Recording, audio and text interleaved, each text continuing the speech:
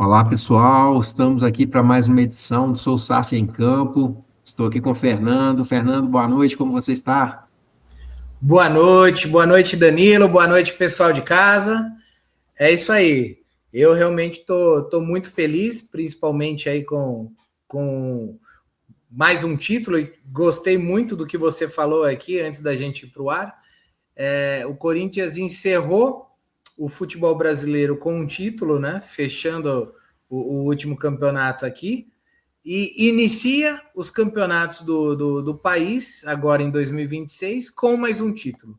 Então, fechou a temporada e abriu a outra, vencendo e levantando aí uma taça. Muito legal isso. Curioso que no final do ano o Corinthians foi campeão, no programa seguinte o João não veio. Aí o Corinthians é campeão de novo, ele não vem, essa ressaca tá brava, hein, Fernando?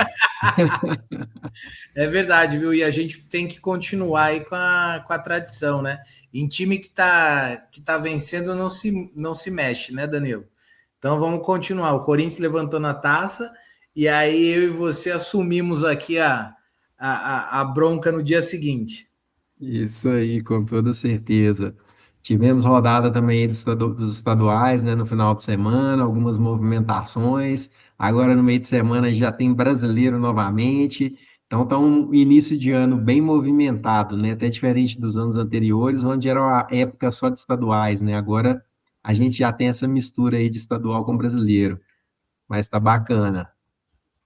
É. E aí, Fernando, me fala o seguinte.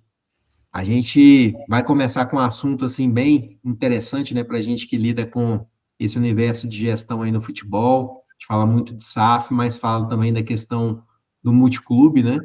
E a gente teve aí a CBF divulgando o manual de competições nos últimos dias, e nesse manual de competições ela abordou esse tema do multiclube, né? E trazendo esse assunto do multiclube, ela colocou ali já algumas regras assim que se inspiram em regras que a gente tem principalmente ali países da Europa. Então, assim, evitar ali a relação ou a participação de clubes que não só têm o mesmo dono, mas inclusive que tenham donos que tenham relação ali de parentesco, né, de cônjuge ou outros parentescos ali, que não poderiam disputar a mesma competição, né, da CBF. Então, esse já é um ponto ali que veio nesse manual de competições, então já é uma novidade ali colocada, né, de forma como regra, de maneira formal pela CBF. Como que você viu aí essa questão? Uma coisa que a gente comentou aqui, né?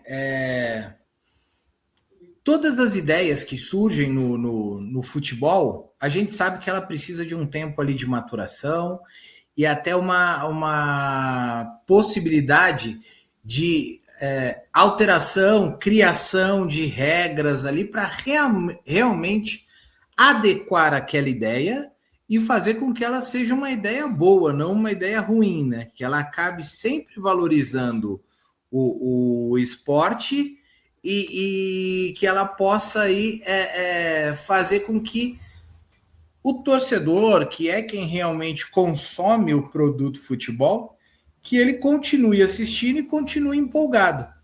Então, assim, tudo que a gente vê de novidade no futebol leva-se um tempo aí de ajuste, um tempo de maturação realmente, para que aquilo comece a funcionar. E agora eu até vou para o lado assim da minha profissão, né, do jurídico. Sempre que é criada uma lei, Danilo, ela leva assim um tempo ali para que as pessoas possam assimilar, né? Ali começam a entender, começam a desenvolver e aquela norma começa a fazer sentido. E no caso ali dessa multipropriedade, no dia que ela foi criada, a gente tem que entender que existia uma regra para que fizesse, né, Danilo, essa possibilidade de existir ali um grupo de clubes. Então existia essa possibilidade, mas ainda não se pensava, não se verificava na possibilidade de que isso prejudicasse o campeonato, né? Que isso acabasse diminuindo o produto futebol. Então, quando começa-se a perceber que isso pode vir a ser um problema, é importante que a FIFA, aqui no nosso caso do Brasil, que a CBF, ela fique atenta a esses riscos e passe aí a criar uma regra, né? Criar realmente normas. E aí, sem modéstia, coisas que a gente já falou aqui, né, no SouSaf, nos outros programas, da importância realmente de ter uma regra que faça com que esses procedimentos de vários clubes de um único dono tenham ali as suas diretrizes, as suas normas, para que a gente não venha a ver algo que a gente já viu ali na Fórmula 1, né? Que é aquela história ali do hoje sim, hoje não, do Rubinho, né? Então, estava para ser Sim, um piloto campeão, o dono ligou e falou: oh, deixa o outro passar, né? Era para um vencer a corrida e ele simplesmente ligou e falou: deixa o outro passar, que é mais importante para mim, que eu sou o dono, aquela coisa toda. E a gente não quer ver isso no futebol, né, Danilo? Você quer que alguém liga aí na Toca da Raposa e fala assim: ó, amanhã ninguém vence, hein? Amanhã, ó, é jogo para no máximo um empate, hein? A gente não quer isso. Por quê? Porque tem uma outra pessoa interessada, né? Se fosse, nesse caso, se o Cruzeiro fosse parte de um grupo gigante, onde o interesse do cara não era realmente ali a competitividade dos clubes e tal, ele tivesse um outro interesse.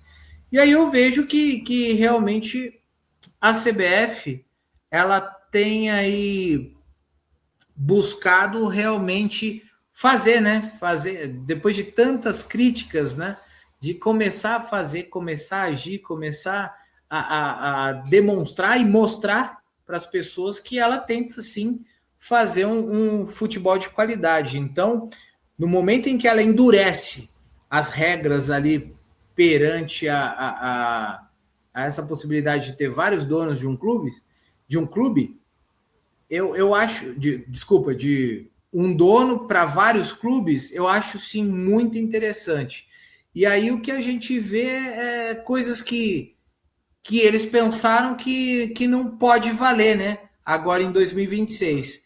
Que nem se o clube tiver na. Se o dono, o proprietário desse grupo, se ele tiver clubes da mesma competição, ele já tem que se abdicar de um, né, Danilo? Não pode continuar tendo os dois, né? sim. Até a questão de divisões, né? Para rebaixamento, não é isso, Danilo? Sim, a gente até trouxe, né, na nossa publicação, a gente exemplificou, né, alguns casos que a gente tem no Brasil, que é o Belintani, da Esquadra. A gente trouxe também lá o Renato Valentim com Boston City, né, que também agora ali tem, pelo menos, o Americano do Rio, o Boston City Manhuaçu, e o Vila Nova agora, que ele, né, adquiriu ali a participação na SAF, que é de Nova Lima. E aí até o Boston City com o Vila Nova tem essa possibilidade de se encontrarem ali no Campeonato Mineiro em alguns dos módulos. A gente até trouxe também o John Textor e muita gente até questionou, mas por que o John Textor, sendo que ele só tem um clube aqui no Brasil, não tem mais de um? Mas a função da imagem dele no nosso post foi porque uma, né, das razões que levou a CBF a fazer essa inclusão do multiclube ali, né, dessas regras sobre o multiclube, no manual de competições, é justamente um caso que envolve a Eagle do John Textor, onde até então ela era investidora ali do Crystal Palace e também do Lyon.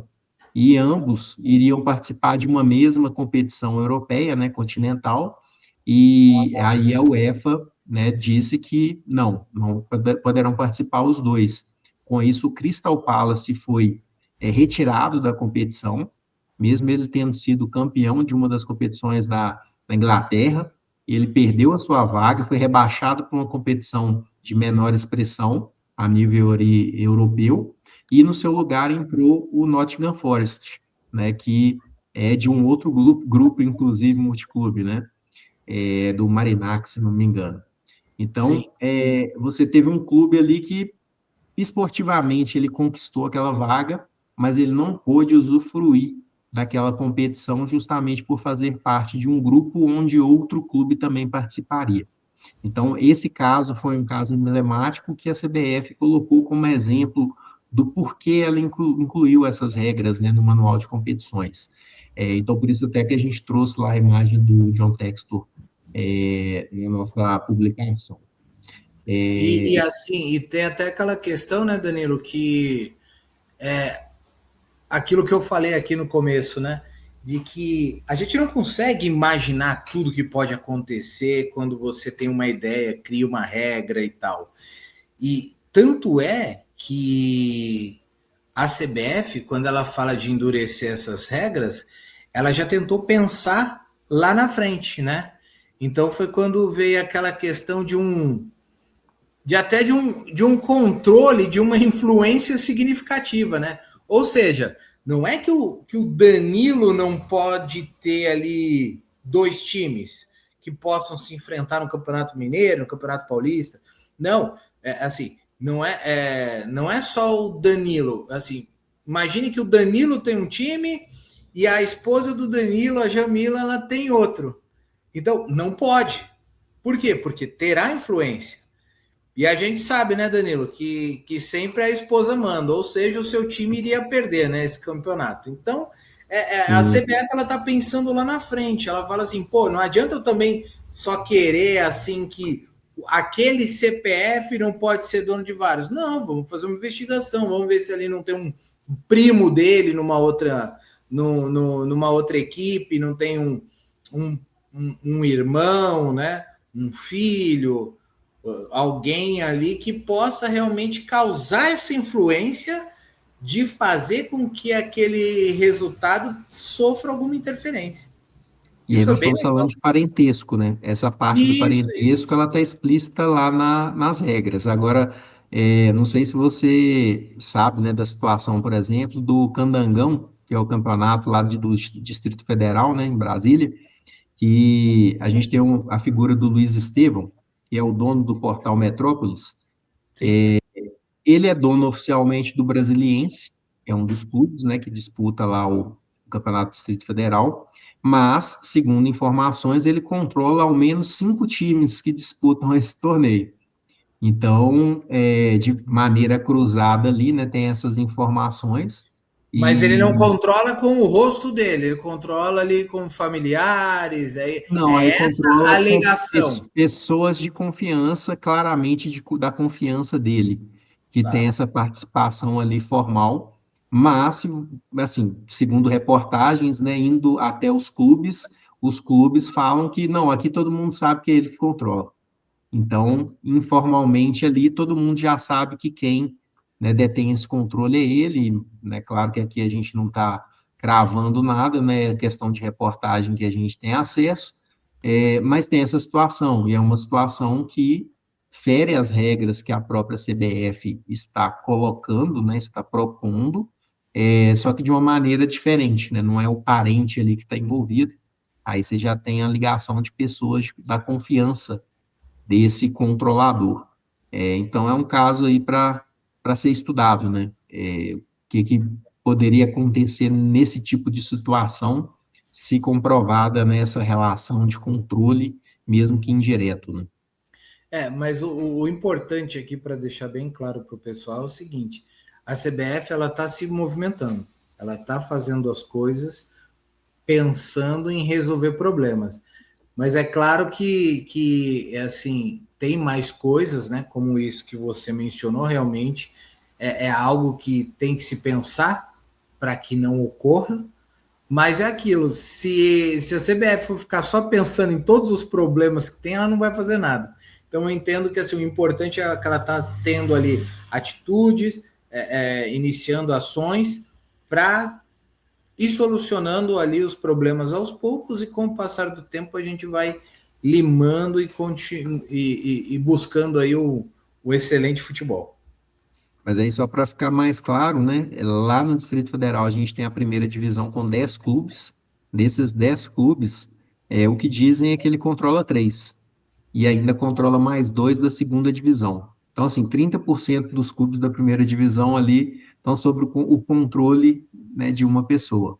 Então, A gente isso deveria dar uma olhada depois nos resultados e nos títulos aí para ver o que tem acontecido. e o que eles mencionam é que o que costuma acontecer é que o time principal, que é o Brasiliense, normalmente ele acaba sendo mais bem sucedido em termos de resultados do campeonato. Mas não sei, eu não lembro de outro clube brasiliense forte ali na Série A, né? O Brasiliense eu já Uhum. vi bater em times grandes, então a gente sabe que dependendo da região tem os clubes que são diferentes, né? Que são fortes e acabam até prevalecendo sobre os outros, né? Talvez não Sim. seja esse o motivo do sucesso do Brasiliense, que Lá possa eles. ser, mas deixa dúvida, né? Às vezes assim, ó, o time é bom, o time sempre ganha, mas, né, tem as outras pessoas, os outros envolvidos ali que podem. Então, sabe essa coisa de sempre deixar um si, né? É legal a gente Sim. limar com isso. Não, com certeza. Vamos acompanhando aí o desenrolar dessa questão, né, dessas regras. Quando acontecer algum caso, né, mais específico, né, a gente vai lançar um olhar ali mais técnico de como que a CBF vai estar lidando com isso, né, e como deveria. Perfeito? Boa. Bacana, Fernando. Então, a gente pode falar um pouquinho aqui também do caso do Pinda FC, né, lá de Pindamonhangaba, aí interior de São Paulo. O Pinda FC ele recebeu, né, o certificado de clube formador da CBF, algo que muitos clubes aí buscam, né, tem como objetivo, e traz uma chancela, né, muito interessante para o clube, né? Como que você vê essa questão aí também, Fernando?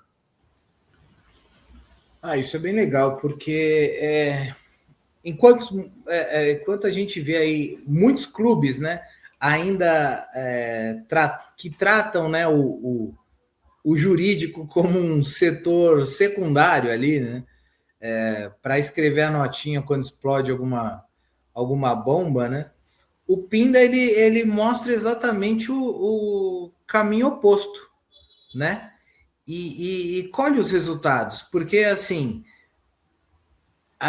no momento em que você conquista um certificado de clube formador da CBF, isso não é um prêmio, né? Não é algo assim, não é apenas algo para você deixar ali exposto, né? Mas isso é um selo jurídico, trabalhista, né? Institucional, por assim Técnico dizer, também, né? técnico também, você tem esse selo, você pode atuar, você pode desenvolver trabalhos, né? E para receber essa certificação, o clube ele precisa cumprir ali rigorosamente regras de contrato de formação, proteção ao menor, direitos trabalhistas, né? Estrutura educacional e segurança jurídica. Então, assim, nada disso acontece sem uma gestão profissional e uma assessoria ali jurídica constante, né, para realmente apoiar e fazer com que o clube veja a importância de alcançar esse objetivo, de conseguir essa certificação. Porque muitas vezes o que a gente vê o clube ele acaba fazendo da forma que ele pensa que é correto, né, Danilo? E acaba não Sim. tendo garantias, acaba não tendo segurança nenhuma.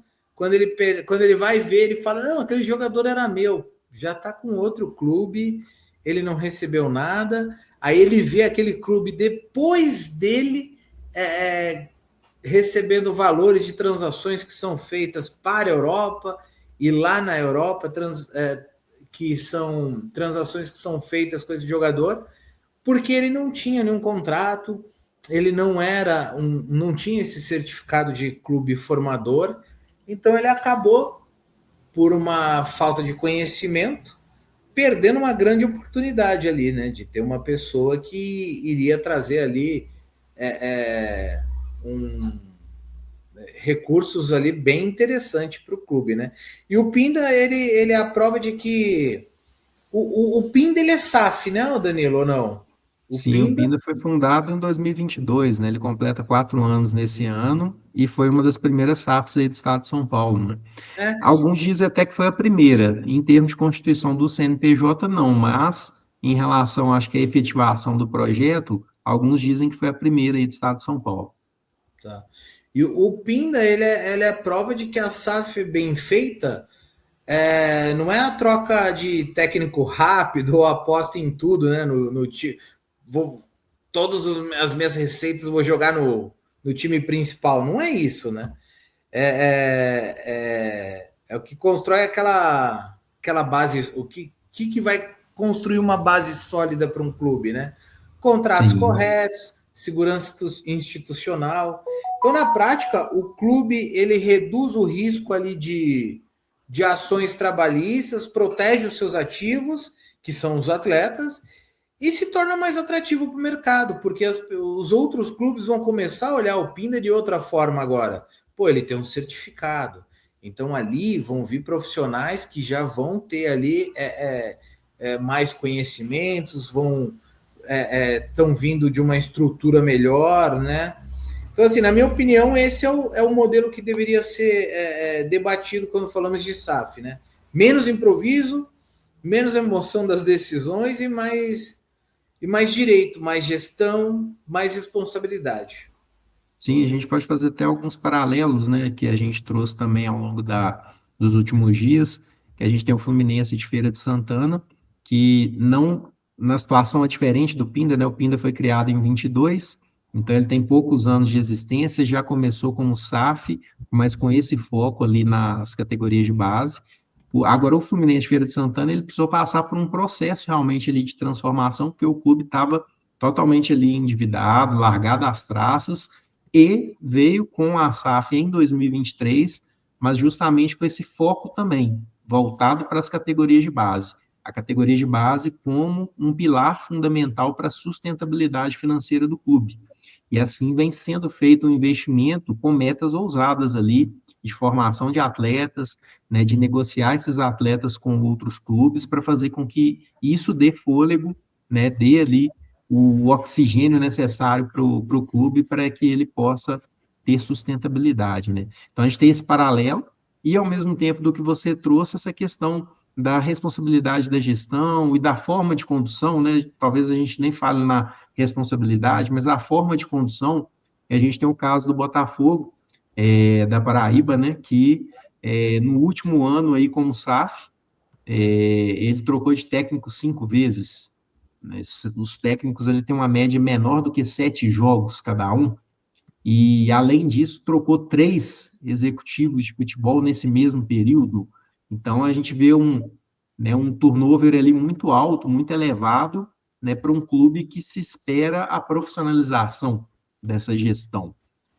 A gente não sabe exatamente as causas, né, os motivos que levaram a esse tipo de decisão, mas se a gente for olhar para o mercado de uma forma geral, né, para uma empresa que está ali no mercado, talvez não seja a melhor maneira de conduzir, né, porque você não tem um mínimo ali de estabilidade para desenvolver um trabalho, né, e a gente sabe que o trabalho não acontece da noite para o dia, não é isso, Fernando?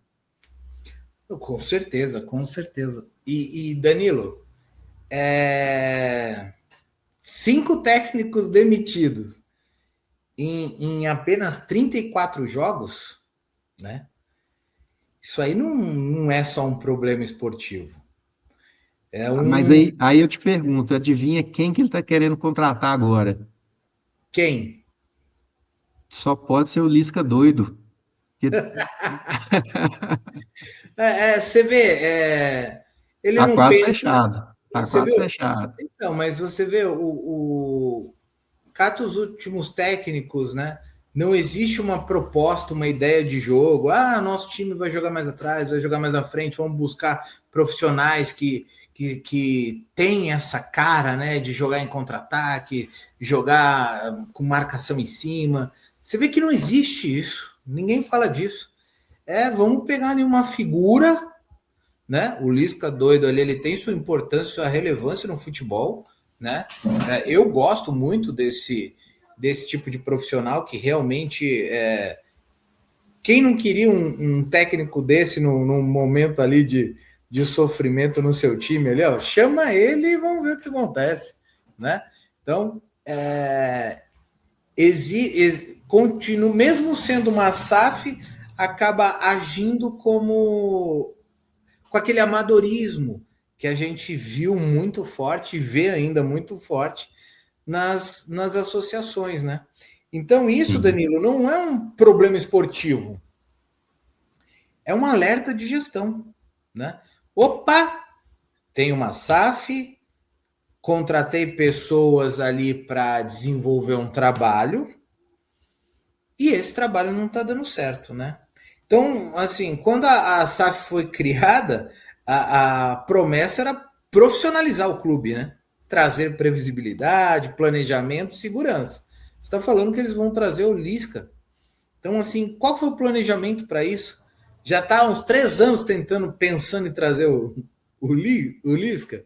Está ali tentando, sei lá, há 5 técnicos atrás, tentava o Lisca e ele falava, não quero ir? Será que foi Não, isso que o problema nem é esse, né? O problema é que, por exemplo, o time quase foi rebaixado no ano passado, me parece que da Série C para a Série D, e o quarto técnico, né? Ele salvou o time do rebaixamento.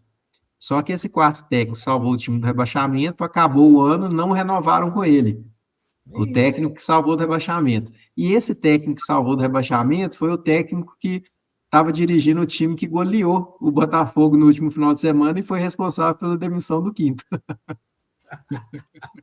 Então, ó, você vê, o trabalho ele não vem sendo realizado de forma técnica, porque você vê que nem eles acreditam no projeto, né?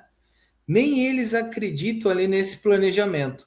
Então colocaram uma pessoa que salvou o clube, tchau, obrigado por ter salvado, mas você não é o nosso planejamento, você não é a nossa estratégia. E, e, e você vê que uma equipe, né, um time de futebol, tendo aí a cada 6, 7 jogos a alteração do seu capitão não, né? Mas o seu gestor ali, né? Que é o seu técnico.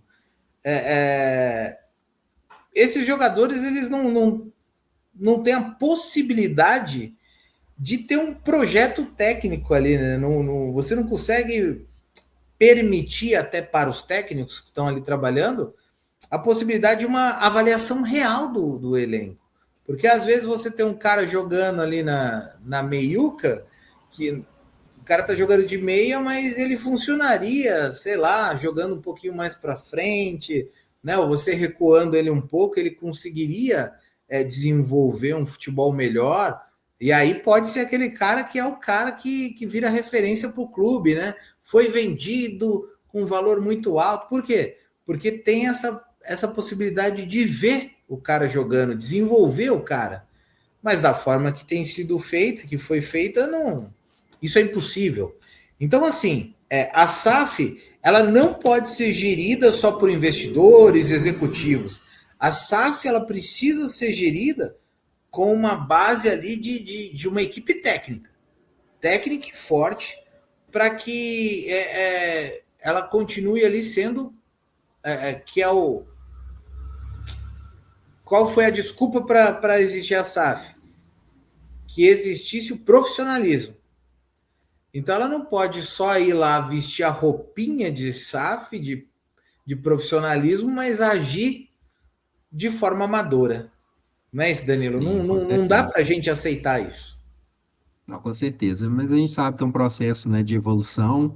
Nem toda SAF vai dar certo. A gente sabe que isso está atrelado à questão das pessoas. Não é também a SAF a salvação, né, mas é um mecanismo ali do que a gente tem de melhor hoje no futebol, né, para você conseguir atingir esse nível de profissionalização, de responsabilização e principalmente agora com a reforma tributária também você tem as vantagens, né, que estão ali postas. Depois a gente vai discutir um pouquinho, né, dessa diferença ali da reforma em relação ao que impacta a SAF, ao que impacta as associações, né, mas a gente vai deixar um pouquinho mais para frente ali, só dando um spoiler, né?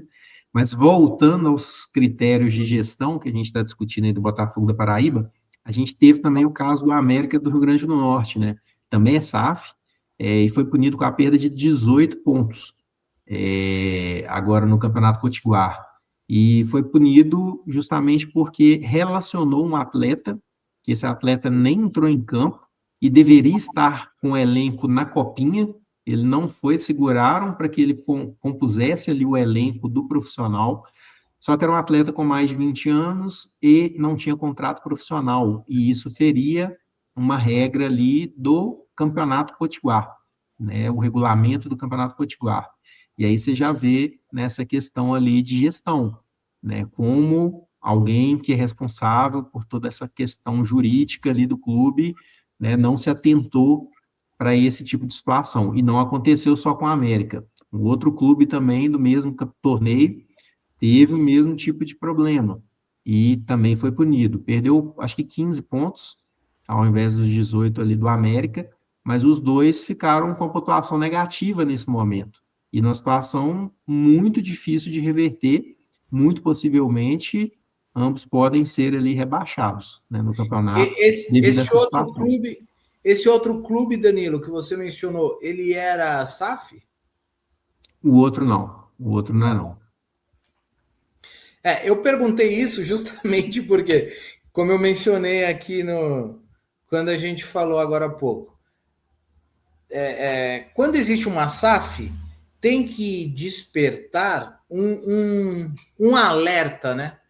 Um alerta ali de gestão. Opa, tô trocando muito de técnico. Pum, já apita um alerta e as coisas precisam ser alteradas, precisam ser pensadas, repensadas e ações devem ser tomadas. Quando a gente fala aqui da, da, da nomeação ali, né, da inscrição de um jogador, quando a gente coloca um jogador para atuar sem ele estar devidamente ali inscrito, né, com a parte burocrática ok, é um absurdo. Assim,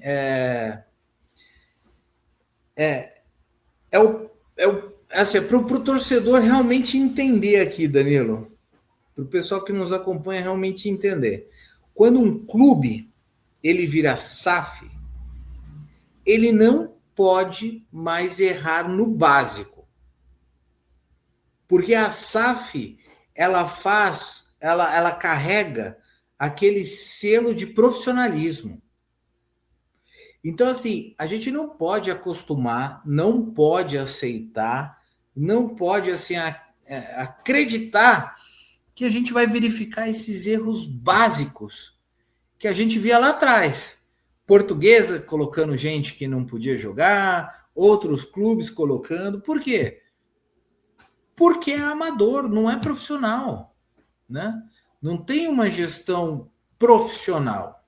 Então, assim, registrar o atleta, conferir vínculo, idade, contrato, condição, não é função do treinador isso aí. E nem só do executivo do futebol, né? Isso é responsabilidade direta de uma gestão jurídica ativa, né? Presente, integrada no futebol. Então, o que eu estou falando aqui?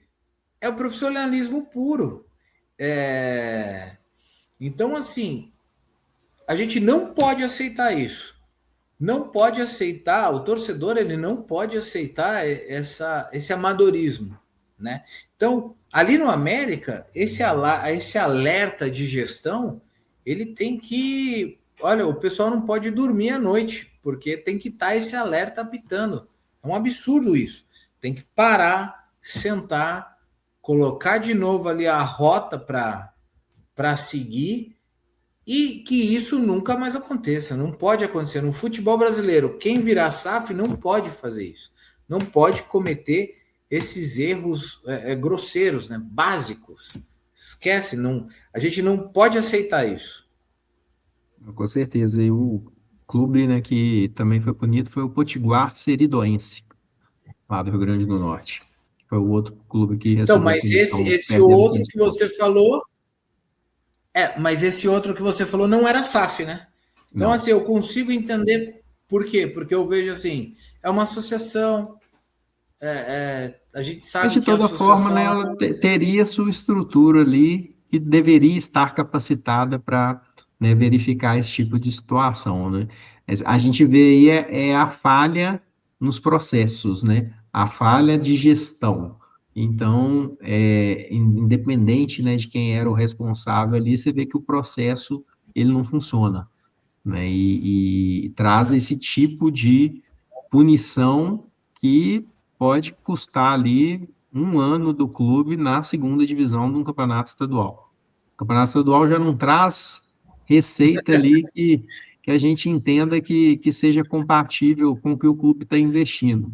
Agora, você imagina ainda para a segunda divisão, né? O clube do porte do América, do Rio Grande do Norte, a representatividade que ele tem para o estado, para a região Nordeste, e disputar uma segunda divisão do campeonato estadual. Mas, A frase aqui só para a gente deixar, né? É uma lição dura que eles aprenderam ali, né? Mas assim, sim, quem negligencia um jurídico perde ponto, perde dinheiro. Então a gente está entendendo que está tudo interligado. O campo ele está todo interligado hoje na gestão do futebol. sim.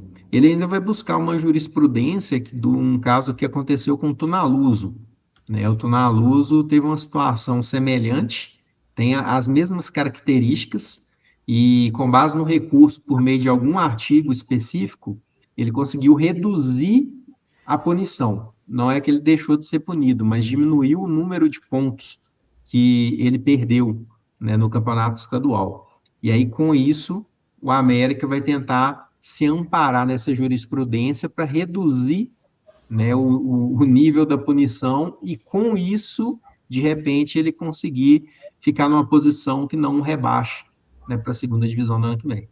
Mas você vê aqui o esforço que eles estão fazendo, a correria que está sendo feita, o trabalho desenvolvido para resolver um erro que nem poderia existir. Para minimizar, né, as consequências desse erro, né? Exato, então Deveria ter sido prevenido, né?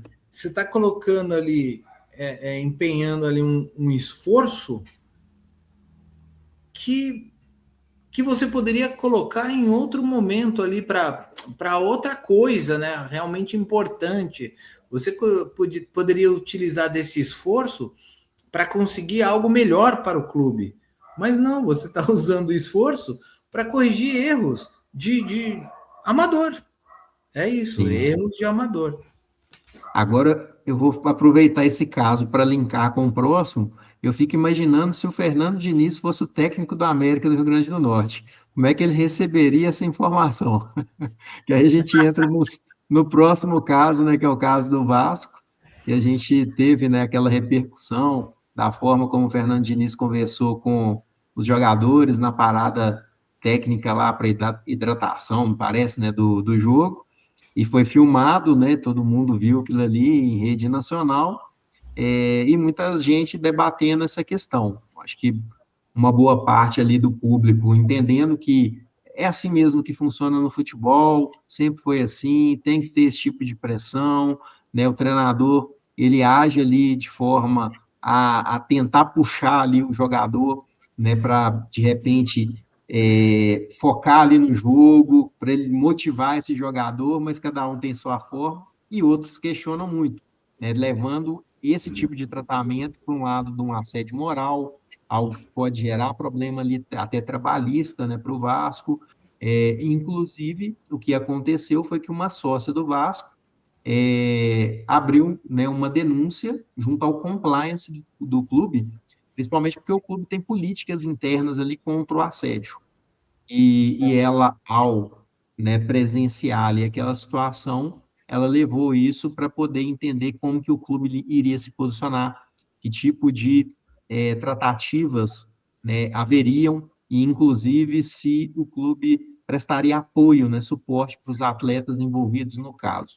Como é que você vê toda essa questão, você que, né, atua aí na área trabalhista, Não sei se você viu do início ao fim ali toda a situação, mas como que você interpreta, né, o que aconteceu ali com o Fernando Diniz e os jogadores do Vasco? Danilo, aqui era até o momento da gente começar a colocar aqui no nosso chat para o pessoal, aquela coisa toda, a possibilidade deles participarem aqui conosco, né, com aquelas enquetes, porque aqui seria interessante realmente a gente ouvir esse feedback do pessoal que nos acompanha para a gente saber o que eles acham, se esse procedimento está correto ou não, né, na visão deles. Mas aqui eu vou te dizer realmente na minha avaliação, tá? Sobre esse tema, a questão de existir aí esse compliance, né? Assim, então, na minha avaliação, o ponto mais importante desse caso não é a denúncia em si, tá? Eu não estou nem pegando a questão da denúncia aqui para repercutir ou para ter a minha avaliação sobre esse caso. Mas o papel do compliance, tá? A SAF, que se diz moderna, precisa o quê? Investigar, documentar, prevenir e agir. Então, assim, não por pressão externa da mídia, mas por um dever legal.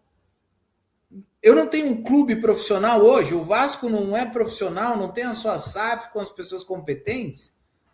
Então, é importante sim que tenha um compliance ali ativo para investigar, para punir ou para documentar, para prevenir, para criar regras. A gente não falou lá no começo do nosso episódio de hoje que existe uma regra, mas aí com o passar do tempo ela não se aplica mais, ou você tem que fazer ajustes para que ela possa abraçar aquilo. O dia a dia do futebol também é isso, cara. É realmente isso. Então, é muito importante existir o papel do compliance. O futebol mudou. Liderança sem limite hoje pode virar um processo amanhã. E a gente tem que ver aqui do nosso lado, a gente como gestores de futebol, aquela coisa toda, a gente tem que ter a responsabilidade de entender o que está acontecendo, o que isso pode gerar de risco. Pode gerar risco? Não pode? Tá. Então a gente já começa aqui a traçar, a ter ali os checklists no sentido de que até aqui dá, até aqui não dá. A gente consegue conseguir colocar ali as nossas bases, as nossas ideias sobre um determinado assunto. E isso vai acontecer com o quê? Com trabalho. E aqui entra de novo a importância de um advogado na gestão aí da SAF. Não é só para defender o clube depois, né? Depois do problema, você vai conseguir, você vai atrás do advogado, você resolve a situação. Mas você precisa realmente de um profissional ali para poder orientar nessas questões, né? Criar protocolos, condutas, para proteger realmente a instituição, viu, Danilo? Antes do problema, né? Então, assim, a gente precisa. Lembra como eram as entrevistas antes? Sim. Os caras acabavam o jogo ali, ó. E eu não tô falando aquelas lá atrás, né? Que o repórter ia lá no banheiro lá entrevistar o cara. Não tô falando disso, tô falando 90, 2000 ali, comecinho. Era perguntada as coisas para os profissionais ali e a gente recebia aquelas respostas assim, que até hoje você vê cortes dessas respostas lá atrás. E às vezes a resposta ela ficava repercutindo até o outro jogo, dava um gás para o adversário, aquela coisa toda. Sim. Aí o que os clubes fizeram? Tem um profissional ali de marketing, né? Daquela assessoria para falar para o atleta o que ele deve falar. Não chega lá e fala que o outro time é horrível, que o outro time é ruim, que você vai dar na cara dele, que isso vai dar força para que ele possa jogar mais, para dar uma motivação, para acontecer alguma coisa.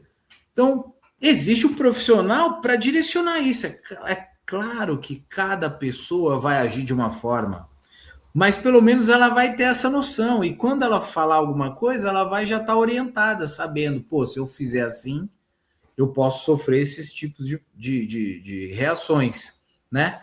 Então, no caso aí do dia a dia do clube, eu vejo que o advogado ali trabalhista, ele é muito importante, né?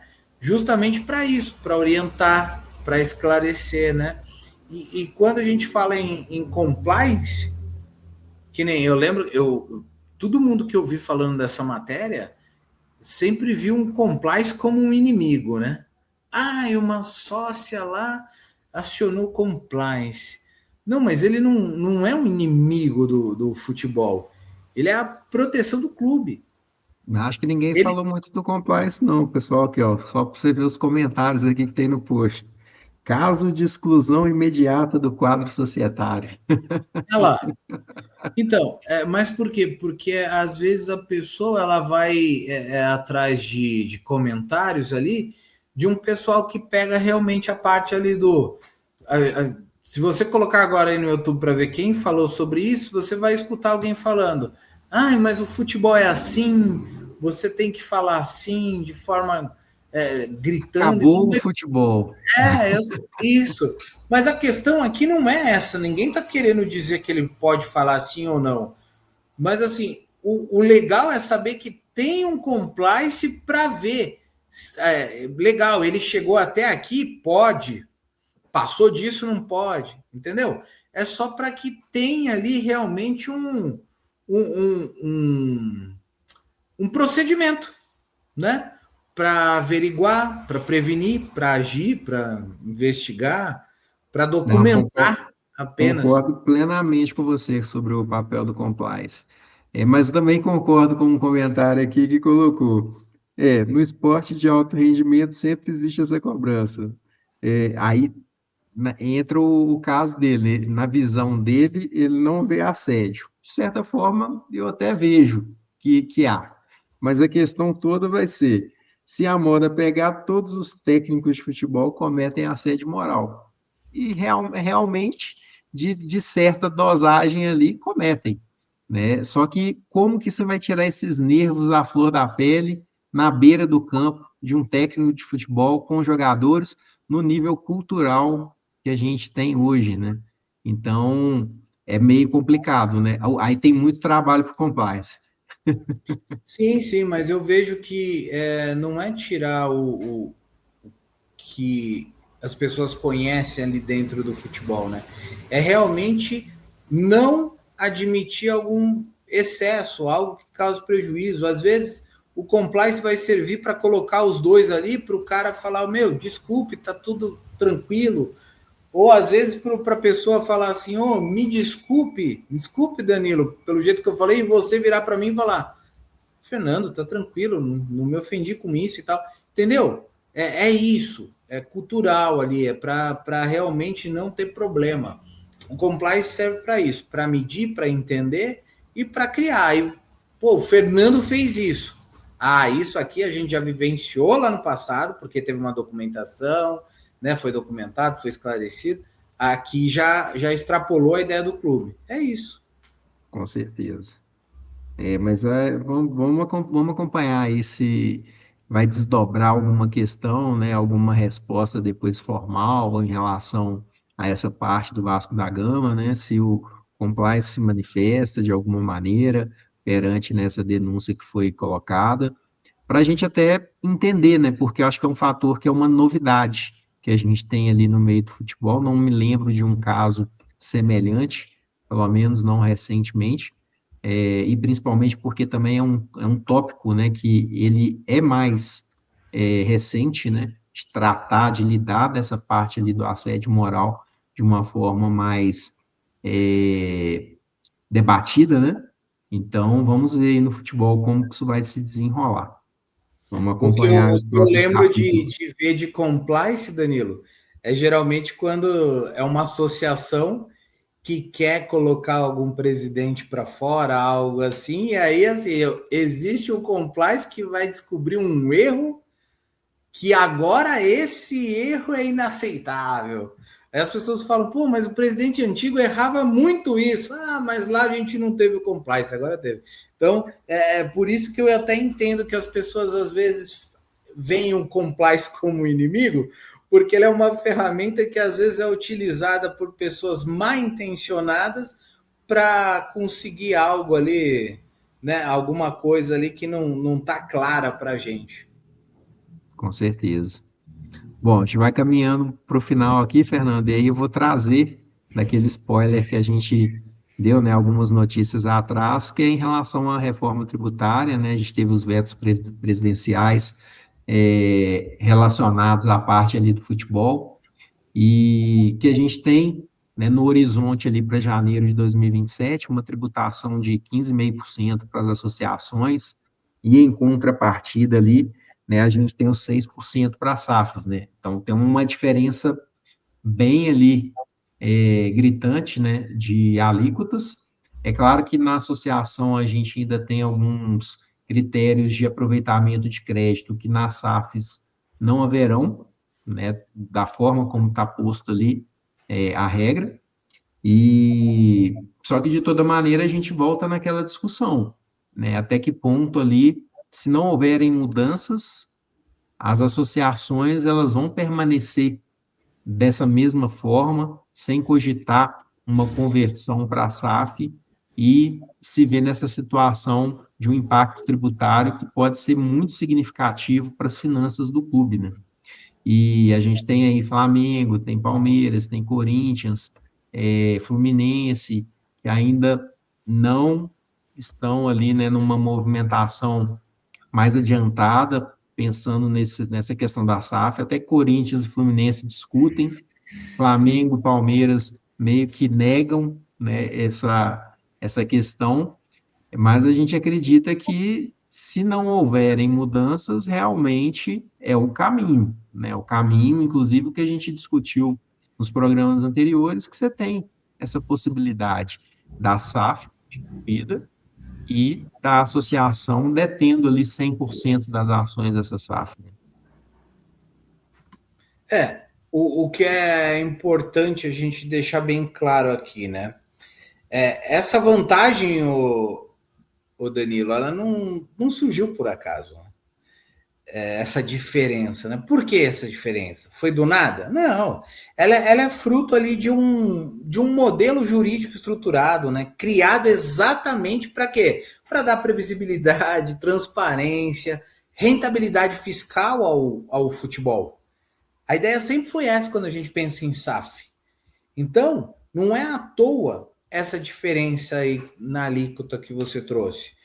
Assim, mas aqui, na minha opinião, essa diferença ela é fundamental. Porque a SAF e a SAF não pode, né, tratar esse benefício como um privilégio automático. Esse novo cenário, ela vai exigir o quê? Uma gestão jurídica ali altamente qualificada. Ou seja, o América é SAF, ele vai ter esse benefício ali da alíquota.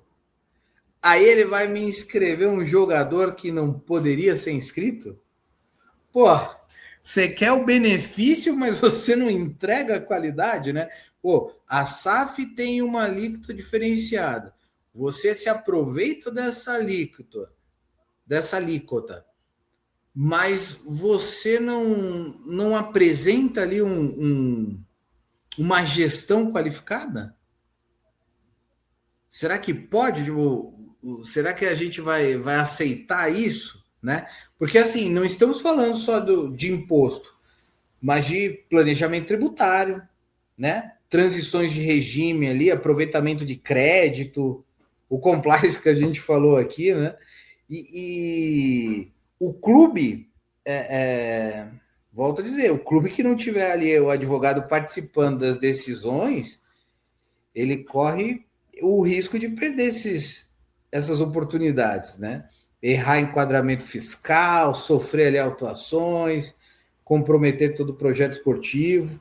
Ao mesmo tempo que os clubes associativos, ele precisa entender que a resposta não tá no lobby, né, Danilo? Não tá só no lobby político ali. Está o quê?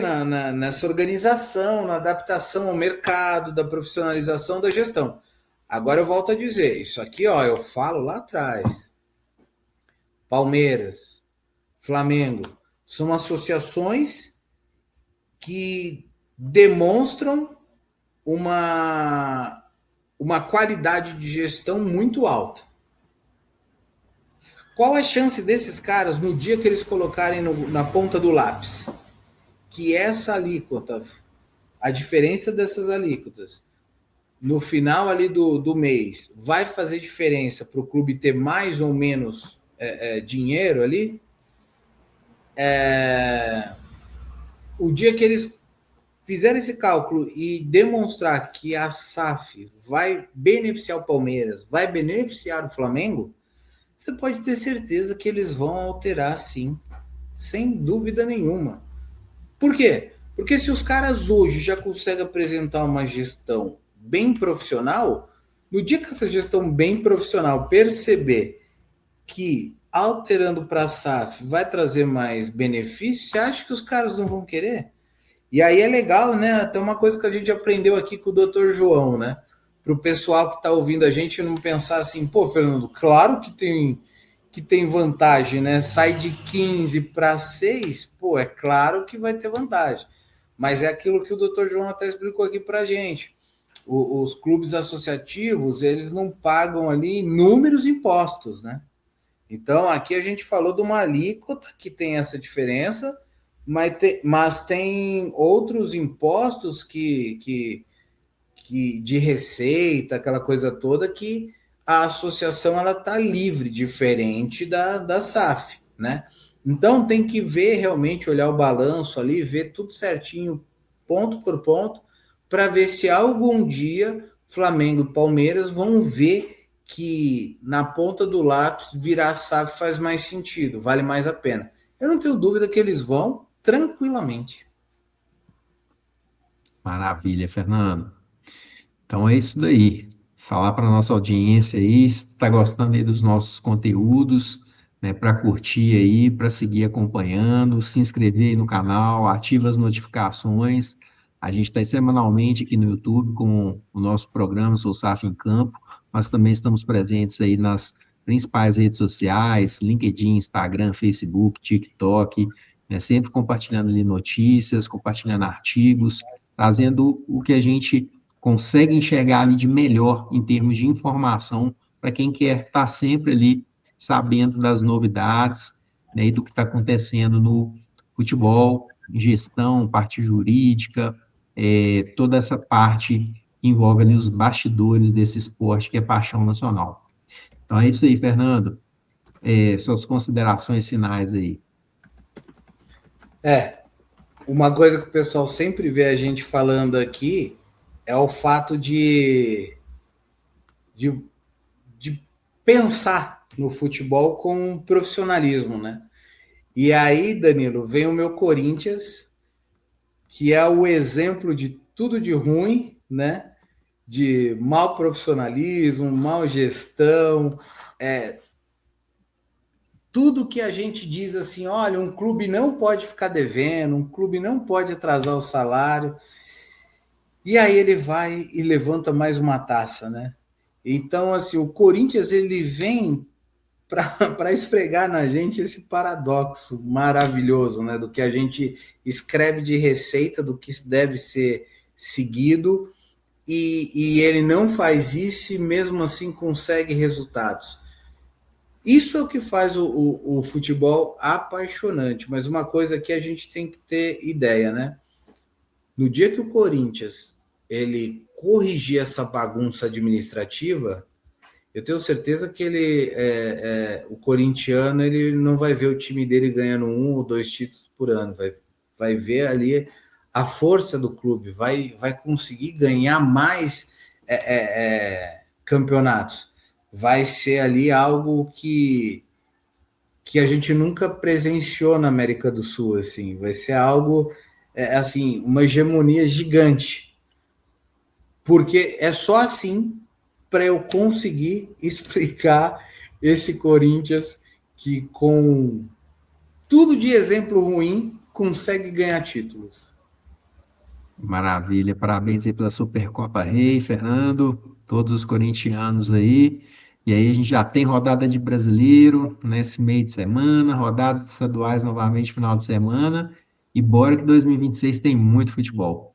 Um abraço aí para todos. Obrigado aí, Fernando, mais uma Obrigado, vez. Danilo. Forte abraço.